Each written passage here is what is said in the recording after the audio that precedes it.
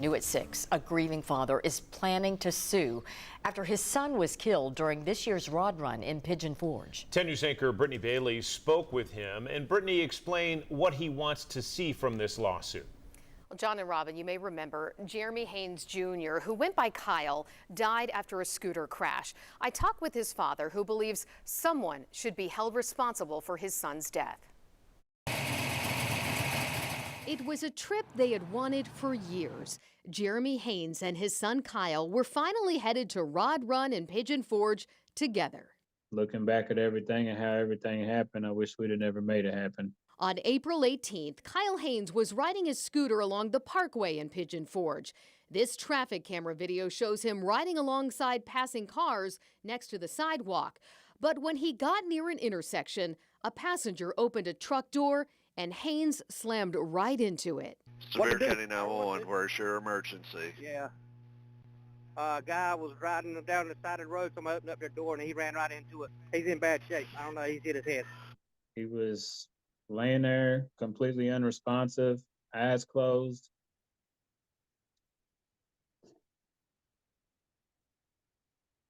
It was bad.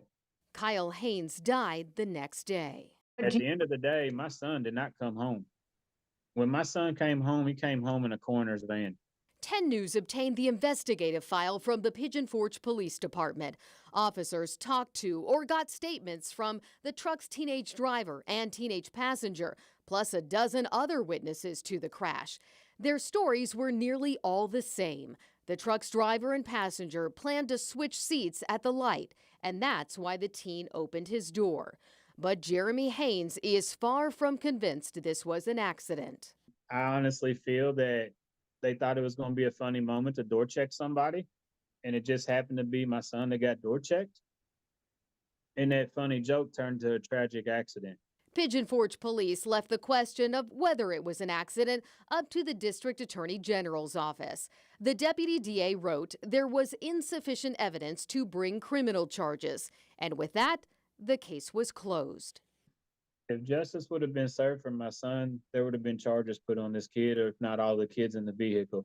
A memorial now sits near the spot where Kyle Haynes suffered that fatal blow from the truck door, but his father has never seen it in person. In fact, Jeremy Haynes says he doesn't plan to ever return to Pigeon Forge, but he also doesn't plan to ever give up his fight for justice. I'm not stopping. I lost my son. And if the tables was turned, and if I was the one that was gone, my son wouldn't have stopped for me. We did speak with Jeremy Haynes' attorney, Richard Talley. He said the plan is to pursue legal action against the truck's owner. Jeremy Haynes says his goal is to make sure his son's 3 children are taken care of now that his son is gone. John and Robin. Brittany, thank you.